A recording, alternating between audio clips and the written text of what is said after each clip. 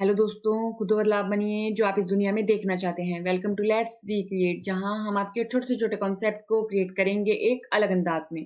Today's our topic is, देखिए, जैसे कि आपको पता है, हम HPRCA द्वारा जो आयोजित किए जाते हैं पेपर, उसके PYQ को सॉल्व कर रहे हैं। अगर हम देखें, HPRCA जो पेपर आयोजित कराता है उसमें दो तरीके के एरिया होते हैं। एक होते हैं सब्जेक्ट स्पेसिफिक, यानी आपको अपने सब्जेक्ट से रिलेटेड क्वेश्चन पूछे जाते हैं। दूसरा होता है जो सभी के लिए कॉमन होता है। हम कौन सा पार्ट कर रहे हैं जो सभी के लिए कॉमन है? तो आज हम करेंगे teacher mathematical post code 26003 shift 2 का पेपर। शिफ्ट 1 का पेपर हमने कंप्लीट कर दिया है, आपको आई बटन पे वीडियो मिल रही होगी। अब देखिए, हम सबसे पहले देखते हैं कि जो हमारा पेपर है शिफ्ट 2 में कौन कौन से एरिया को कमीशन ने कवर किया जो सभी के लिए कॉमन था उसमें। तो उसमें कमीशन ने English, reasoning, Hindi, science, polity, history, geography, economics, HPGK and current affair को कवर किया। तो यहाँ पर हमने ग्राफ बनाया है, इससे हमारे को पता चल रहा है कि इंग्लिश, रीजनिंग और हिंदी का जो एरिया है वो ज्यादा था। ठीक है, इन सभी में इंग्लिश, रीजनिंग और हिंदी का एरिया ज्यादा रखा है कमीशन ने। उसके अलावा अगर हम एक और बात नोट करें तो जो HPGK है उसमें HPGK के अलावा कमीशन ने क्या पूछा है, बजट और इकोनॉमिक सर्वे से भी सवाल पूछे हैं। इन सभी एरिया को कवर किया है हमारे कमीशन ने। तो देखिए, ये इन सभी एरिया को कवर करेंगे। तो देखिए, सबसे पहले हम करेंगे इंग्लिश के एरिया को। Select the most appropriate idiom to substitute the highlighted segment in the given sentence. After several warning from the teacher, Rohan decided to change his behavior and begin acting in a better way. तो देखिए, इसमें अगर question को ही पढ़े हम तभी हमारे को पता चल जा रहा है कि टीचर ने रोहन को वार्निंग दी और रोहन ने क्या डिसाइड किया कि वो अपना बिहेवियर चेंज करेगा और एक सही ढंग से वो क्लास में बिहेव करेगा। अब अगर हम देखें ऑप्शन को, तो ऑप्शन में देखिए कौन सा आंसर होगा इसका। Option A is the right answer. लेकिन हम यहाँ पर सारे के सारे ऑप्शन करेंगे ताकि हमारे को एक नहीं 4 क्वेश्चन तैयार हो जाए। हमने बोला option A is the right answer. Turn over a new leaf, इसका अगर हम एक्सप्लेनेशन देखें तो देखिए, turn over a new leaf का क्या मतलब होता है। Turn over a new leaf का मतलब होता है to start behaving in a better way और to make a fresh start, नई शुरुआत करना या एक अलग ढंग से पेश आना। Jump the gun, jump the gun का मतलब क्या होता है, to do something too soon. ठीक है, to do something too soon. Bite the bullet, bite the bullet का मतलब होता है किसी डिफिकल्ट या पेनफुल सिचुएशन को सहना, एंड्योर करना किसी पेनफुल और डिफिकल्ट सिचुएशन को। शो हिज ट्रू कलर्स, तो अपना जो रियल कैरेक्टर है वो शो करना। तो अगर हम देखेंगे तो option A is the right answer. अब दूसरा जो क्वेश्चन है हमारा, select the most appropriate option that can be use as one word substitute for highlighted segment in the given sentence. The professor is known for being a person who talks continuously and excessively.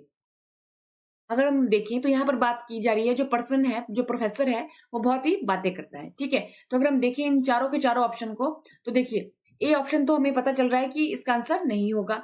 अगर हम answer देखें तो क्या होगा, option D loquacious. ठीक है, ये होगा इसका आंसर। इसका क्या मतलब होता है, इसका मतलब होता है someone who talks a lot और इज वेरी टॉकेटिव।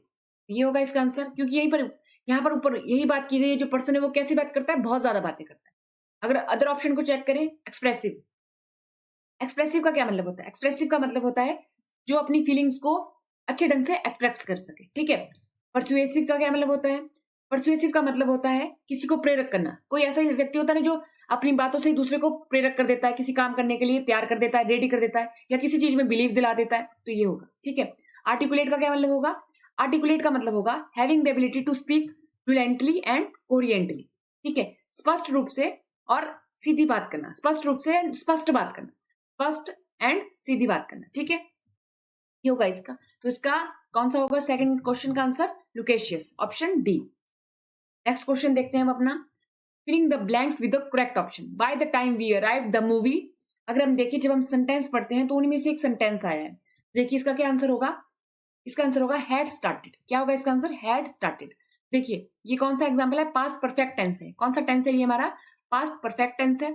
अब देखिए इसमें क्या होता है, जब दो एक्शन एक साथ हो रहे हैं, जब दो एक्शन पास्ट में हो रहे हैं, जब दो एक्शन क्या हो रहे हैं हमारे पास, पास्ट में हैपन हो रहे हैं, और तब हम क्या करते हैं, जब दो एक्शन पास्ट में हैपन होते हैं तो जो एक्शन पहले हुआ उस एक्शन में हम क्या लगाएंगे, उस एक्शन में लगाएंगे हम हैड प्लस पास्ट की वर्ब की जो फॉर्म है वो पास्ट में लगती है। ठीक है, तो देखिए by the time we arrive, जब हम पहुंचे उससे पहले क्या शुरू हो चुकी थी, मूवी शुरू हो चुकी थी।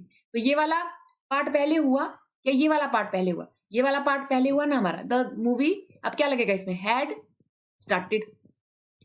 और जो दूसरा होता है, जो दूसरा पार्ट होता है उसमें क्या लगता है? सिंपल पास्ट, तो वी अराइव्ड ही लगाया हमने, ठीक है, सिंपल पास्ट लगता है। तो इसमें देखिए, by the time we arrived the movie had started. तो इस टाइप के क्वेश्चन बहुत पूछते हैं सेंटेंस में, ठीक है। At the climax, fourth question देखिए, अगर हम identify the misspelled word in the given sentence. हमारे को इतना बड़ा सेंटेंस लिखा है, हमें देखना है कि कौन सा जो इन चारों में से कौन सा जो वर्ड है वो इस सेंटेंस में गलत लिखा है। सबसे पहले तो देख लेते हैं कि ये चारों के साथ चारों वर्ड लिखे भी है सेंटेंस में या नहीं। तो सबसे पहले हमारे पास लेटेंट है। लेटेंट अगर हम देखें तो लिखा हुआ है। अनॉइटेड, अनॉइटेड अगर हम देखें तो ये भी हमारे सेंटेंस में लिखा है या नहीं लिखा है, तो ये पहले चेक कर लेंगे, लिखा है। उसके बाद पॉइज्ड, पॉइज्ड भी लिखा है। सेमिनल, तो हमारा जो सेमिनल है वो भी हमारा लिखा गया है, ठीक है, ठीक है, सेमिनल वर्ड भी लिखा गया है। अब कौन सा गलत है इसमें से? पॉइज्ड वर्ड हमारा इनकरेक्ट स्पेल्ड है। वो कैसे? देखिए, पॉइज्ड, तो करेक्ट स्पेलिंग जो होती है वो होती है POISED, सिंगल एस लगता है, डबल एस नहीं लगता। इसका क्या मतलब होता है? बैलेंस्ड। क्या मतलब होता है? बैलेंस्ड। और रेडी फॉर एक्शन, बैलेंस्ड या रेडी फॉर एक्शन, ठीक है। द अदर वर्ड्स क्या है हमारे पास? लेटेंट, अनॉइटेड एंड सेमिनल, ये हमारे सही लिखे हैं स्पेलिंग में। तो देखिए, यहां से आपको ये भी पता चल गया, जो लेटेंट है उसकी स्पेलिंग ये होती है, अनॉइटेड की स्पेलिंग ये होती है, सेमिनल की स्पेलिंग ये होती है। वॉइस में हमारे को ध्यान रखना है POISED, एक ही एस लगाना है हमें। नेक्स्ट क्वेश्चन देखते हैं हम अपना। Select the most appropriate antonym of the highlighted word in the given sentence. देखिए, the art work was praised for its integrate pattern and detail, ठीक है, जो आर्ट वर्क था उसे उसकी प्रशंसा की गई, क्यों? उसमें जो पैटर्न और डिटेल बनाई गई थी उसके लिए। तो यहाँ पर हमारे को इसका अपोजिट बताना है इस वर्ड का, ठीक है। तो अगर हम देखें, इंटीग्रेट का क्या मतलब होता है? इंटीग्रेट का मतलब होता है कॉम्प्लिकेटेड एंड डिटेल्ड। क्या मतलब होता है? डिटेल्ड, देखिए, detailed pattern and detail, detail जो की गई थी ना उसमें, और पैटर्न जो बनाए गए थे उसकी डिटेल में क्या की गई, उस वजह से उसकी क्या की गई? प्रेज की गई, ठीक है। और इसका और क्या मतलब होता है? कॉम्प्लिकेटेड होता है, डिटेल्ड होता है, और हैज मैनी कॉम्प्लेक्स पार्ट। अगर हम देखिए, इलेबोरेट का क्या मतलब होता है? इलेबोरेट का क्या मतलब होता है? बिल्कुल हम इलेबोरेट, आपको क्वेश्चन आते हैं जब हम पढ़ते थे स्कूल में, तो पूछा बोला जाता था इलेबोरेट द आंसर, तो हमारे को थोड़ा बड़ा आंसर लिखना होता था क्योंकि उसमें डिटेल में लिखना होता था, ठीक है। उसके बाद ऑर्नेट, ऑर्नेट का क्या मतलब होता है? ऑर्नेट का भी यही मतलब होता है कि हमें क्या करना है? डिटेल में बताना है, ठीक है। कॉम्प्लेक्स, कॉम्प्लेक्स का क्या मतलब होता है? Consisting of many different and connected parts. लेकिन अगर हम देखें सिंपल, सिंपल का क्या मतलब होता है? Plain, basic, easy to understand. तो ये क्या है? अपोजिट है किसका? इंट्रिकेट का। तो option D is the right answer. हमारे से अपोजिट पूछा था, तीनों के तीनों हमारे इसके सिनोनिम है। तो हमें पता चला यहाँ से कि जो इंट्रिकेट है उसके सिनोनिम पता चले और उसका एंटोनिम भी पता चला। तो हमारे ये इंग्लिश के 5 क्वेश्चन आए थे, जो हमारा ये टीचिंग पोस्ट कोड का शिफ्ट 2 हुई थी उसमें। अब हमारा अगला जो एरिया है वो है हमारा रीजनिंग। तो हम देखते हैं कि अब रीजनिंग से कैसे सवाल पूछे थे। कह रहा है, this question is based on the following word. यहाँ पर हमारे को वर्ड लिखे हैं 1 2 3 4, ये लेफ्ट से लेफ्ट है और ये हमारा राइट है, ठीक है।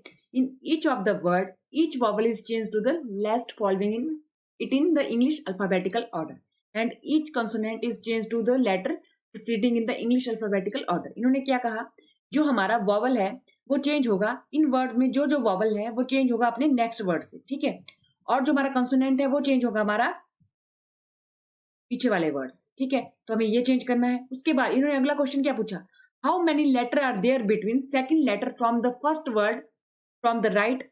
उसके बाद जो वो वर्ड बन के आएंगे उनमें से जो हमारे पास यहाँ पर ये फर्स्ट वर्ड होगा राइट से फर्स्ट वर्ड यही हुआ, जब इसको चेंज करके आएगा तो इसका जो कौन सा लेटर होगा? सेकंड लेटर, ठीक है। उसके बाद the second letter of the first word from the left as per English alphabetical order के बीच में कितने वर्ड होंगे? तो देखिए, अब इसको पहले एक बार करके देखते हैं तब पता चलेगा।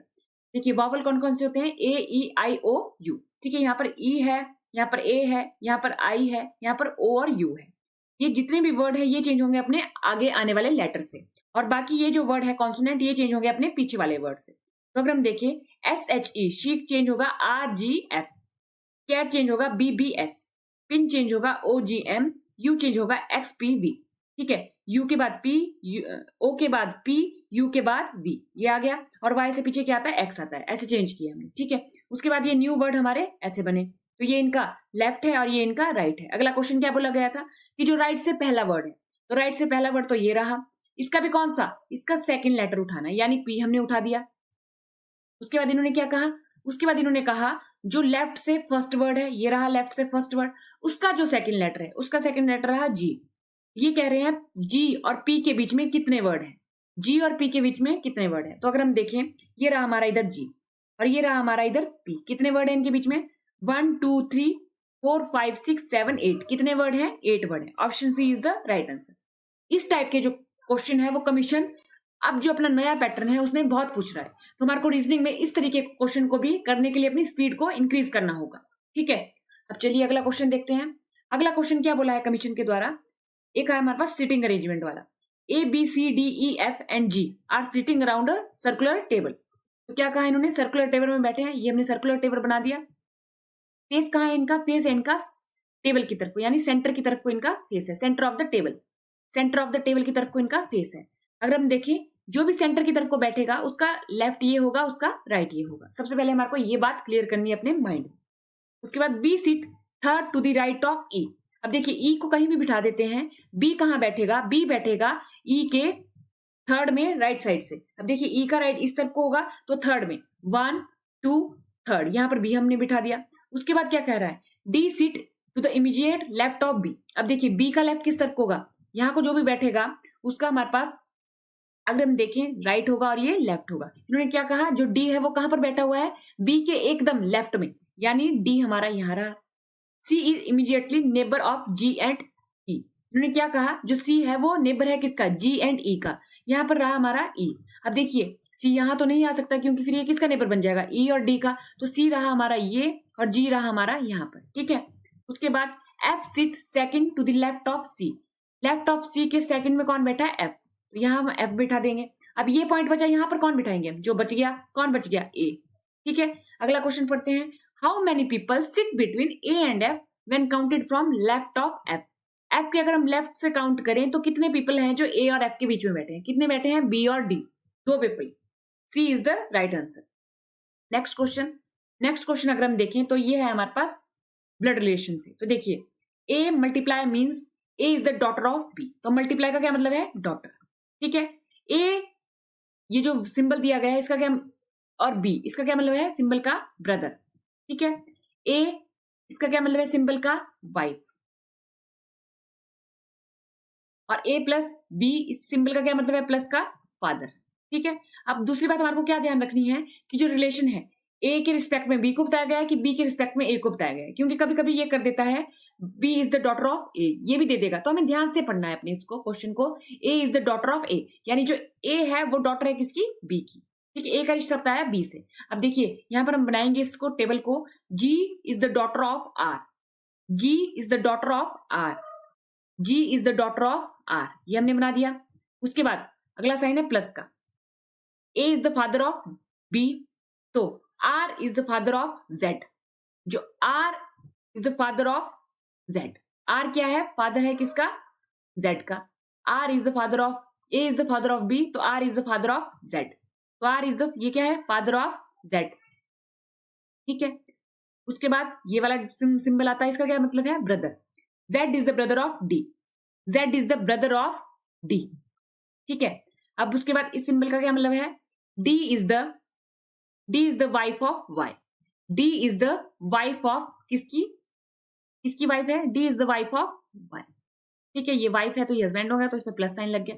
तो हमें बताना है how is G related to Y, जो जी है वो वाई से कैसे रिलेटेड है। तो देखिए ये क्या है, हमारे पास हस्बैंड एंड वाइफ है, और ये कौन है, ये और ये आपस में क्या है, सिस्टर है।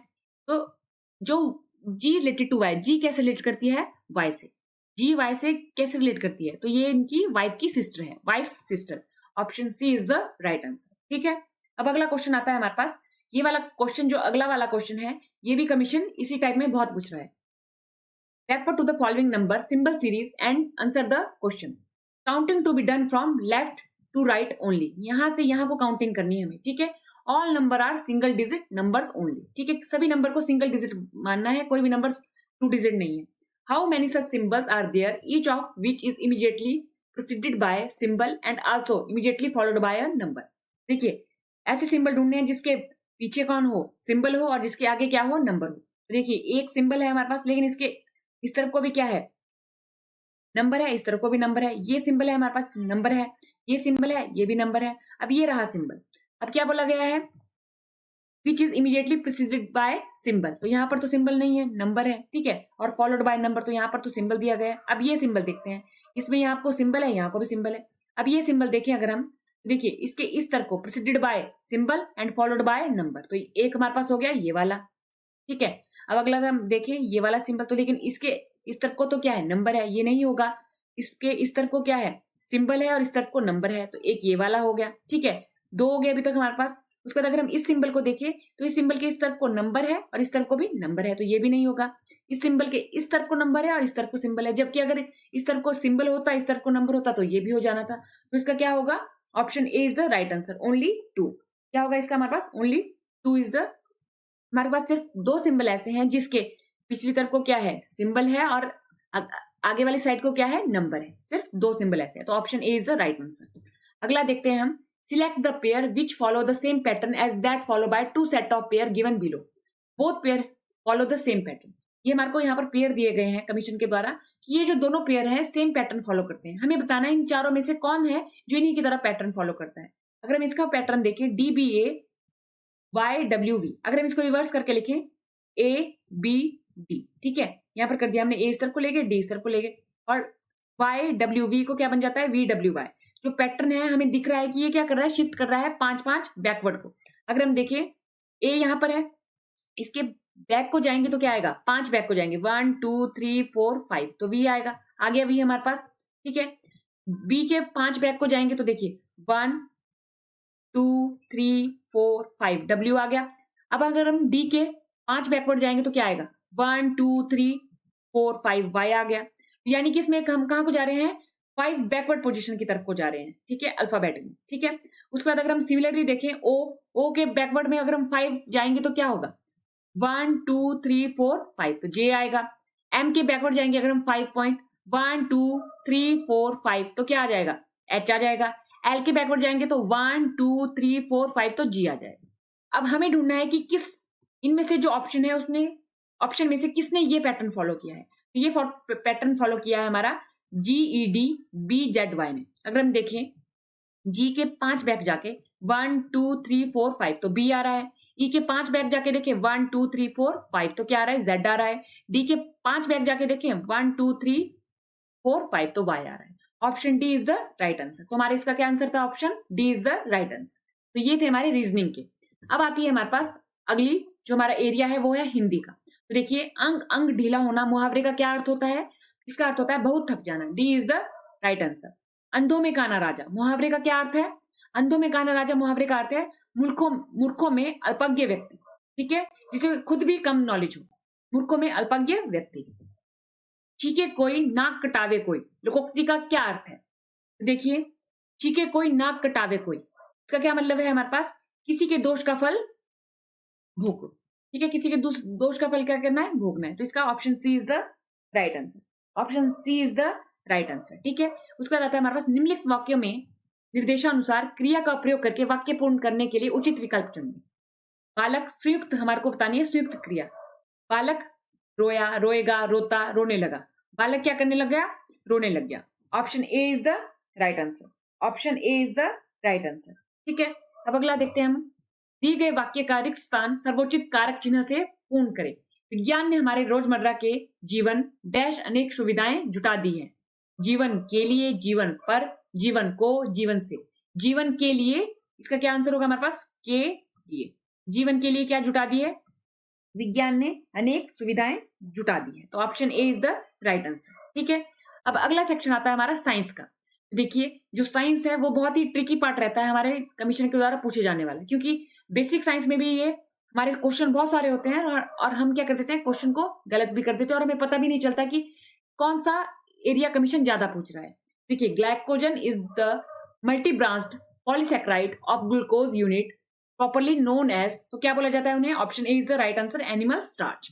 Which of the following is an example of colourless acid commonly used in laboratory. तो देखिए, जब भी हम लैब में जाते थे स्कूल टाइम में, कॉलेज में, तो क्या बोला जाता था कि इससे दूर रहो, HCl, ठीक है, HCl। नेक्स्ट है हमारा, porter raised 40 kilogram load on his head to height of 2 metre. और इन्होंने दिया है ग्रेविटी की वैल्यू क्या है 100 मीटर पर second square. What is the amount of work perform, तो हमारे को बताना उसने वर्क डन कितना दिया। तो अगर हम देखें फॉर्मूला क्या है वर्क डन अगेंस्ट ग्रेविटी के अकॉर्डिंग, तो वो क्या है हमारे पास अगेंस्ट ग्रेविटी के लिए work done is equal to m multiply by g multiply by h। तो यहाँ पर मास कितना है हमारे पास 40 किलोग्राम, ठीक है। उसके बाद ग्रेविटी कितनी है हमारे पास, ग्रेविटी हमारे को क्वेश्चन में दे रखी है 10 मीटर पर सेकेंड इनवर्स, ठीक है, स्क्वायर का इनवर्स। हाइट कितनी है 2 मीटर, तो कैलकुलेट क्या करेंगे work is equal to mass multiply by gravity multiply by height. तो कितना आ गया इसका 800 और joule, 800 joule. Option C is the right answer. Next है हमारे पास according to the article 243Q of the constitution of India how many type of municipalities are provided for urban area. तो देखिए अगर हम 243Q के अकॉर्डिंग देखें तो इंडिया में कितनी म्यूनिसिपैलिटीज प्रोवाइड की गई है इस आर्टिकल के अंडर, 3 टाइप की। कौन सी 3 टाइप की, कौन कौन, नगर panchayat, municipal council and municipal corporation, ठीक है। For area in transition from rural area to urban area, municipal council में फॉर स्मॉलर अर्बन एरिया और म्यूनिसिपल कॉर्पोरेशन में फॉर लार्जर अर्बन एरिया, ठीक है। ये हो गया हमारे पास। अब आता है हिस्ट्री का। Hyder Ali prolonged resistance against the East India Company ended with his defeat in 1781 by. अब देखिए हैदर अली ने आपको पता है कि बहुत लंबा संघर्ष किया था और उनका जो एंड था ईस्ट इंडिया कंपनी के अगेंस्ट वो किस डिफीट से हुआ था 1781 में। कौन थे उसके जो लीडर थे, वो थे सर आयरे, ठीक है। ये option D is the right answer. Colonial education policies mainly aim to, क्या था उसका मेन एम, ठीक है, create a class of clerk. Option A is the right answer, ठीक है। इंडिजिनियस लैंग्वेज को प्रमोट करना तो नहीं था, रूरल ट्रेडिशनल को तो प्रमोट करना कभी भी नहीं था, एनकरेज विलेज इंडस्ट्री वो तो उन्होंने बिल्कुल तबाह कर दी थी, ठीक है। Option A is the right answer. Geography, which of the following best explain the primary objective of community based disaster management in hazards prone region। अब देखिए जो ज्यादा रिस्क वाले होते हैं कि जहां पर जो नेचुरल क्लाइमेटी है वो ज्यादा हो सके, तो वहां पर CBDM का गठन किया जाता है। वो क्यों किया जाता है, जो लोकल है ना, लोकल कैपेसिटी है उसको क्या किया जाए, स्ट्रेंथन किया जाए ताकि जो रिस्क है ना वो कम हो सके, ठीक है। रिस्क मैपिंग में भी ये option D is the right answer. Which agriculture practice is related to growing crops without using chemical fertiliser. देखिए ये जो है हमारे पास करंट अफेयर में बहुत ज्यादा रहती है, तो option A is the right answer, organic farming, ठीक है। ऑर्गेनिक फार्मिंग जिसमें हम किसका यूज नहीं करते, केमिकल फर्टिलाइजर्स का हम यूज नहीं करते।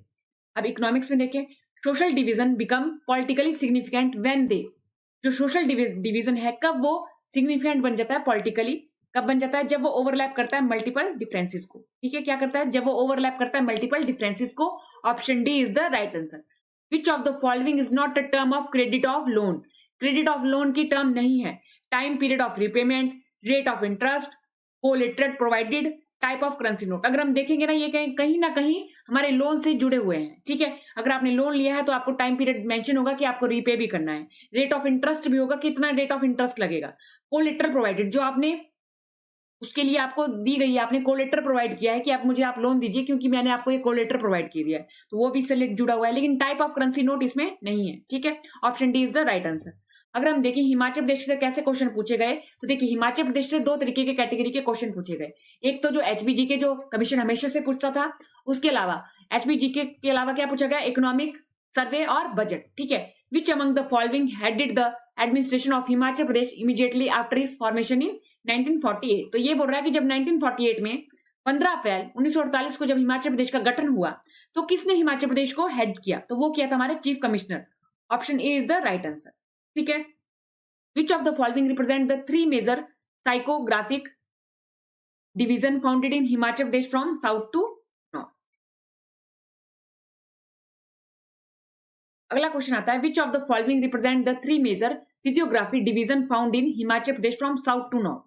अब देखिए अगर हिमाचल प्रदेश का अगर हम मैप बनाए तो ये रहा हमारा हिमाचल प्रदेश, तो कहां से कहां को बोला इन्होंने, साउथ टू नॉर्थ, तो ये हमारा हो गया नॉर्थ, ये हो गया साउथ, तो यानी साउथ टू नॉर्थ बताना है हमारे को। तो सबसे लोअर पार्ट में कौन आता है, शिवालिक, फिर क्या आता है लेसर हिमालय एंड फिर क्या आता है ग्रेटर हिमालय।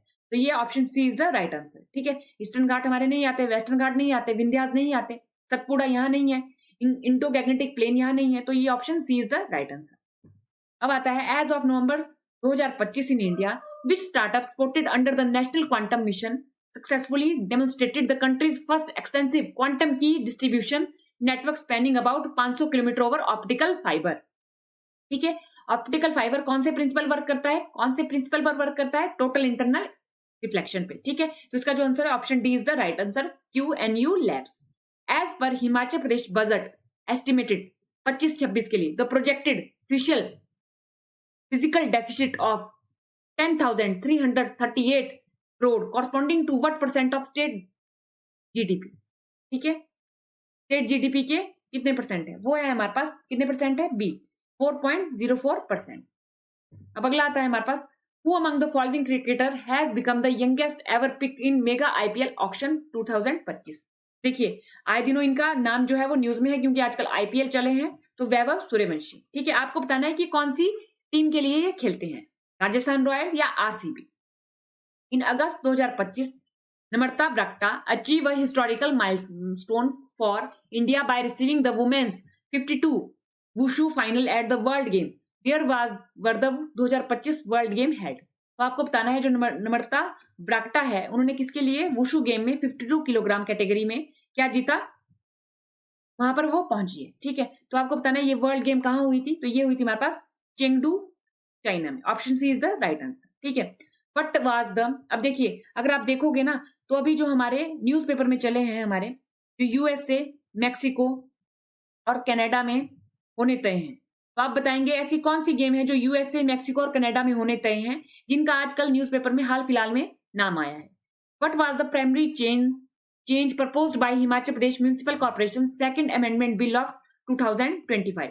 तो ये था हमारे पास उसमें चेंज की extension of mayor and deputy mayor tenure to 5 year, extend कर दी गई है मेयर एंड डिप्टी मेयर की टेन्योर को 5 ईयर के लिए, ठीक है। नेक्स्ट आता है हमारे पास, according to state economic survey 2024 and 25 what is the estimated economic growth rate of Himachal Pradesh in the financial year 2024 and 25। तो ये बताना है हमारे को, तो इसमें थी हमारी 10.2, D is the right answer.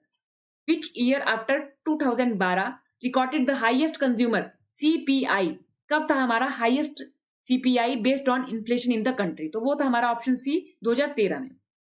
Which of the following country participated in the joint military exercise Ajay warrior 25 held in November 2025?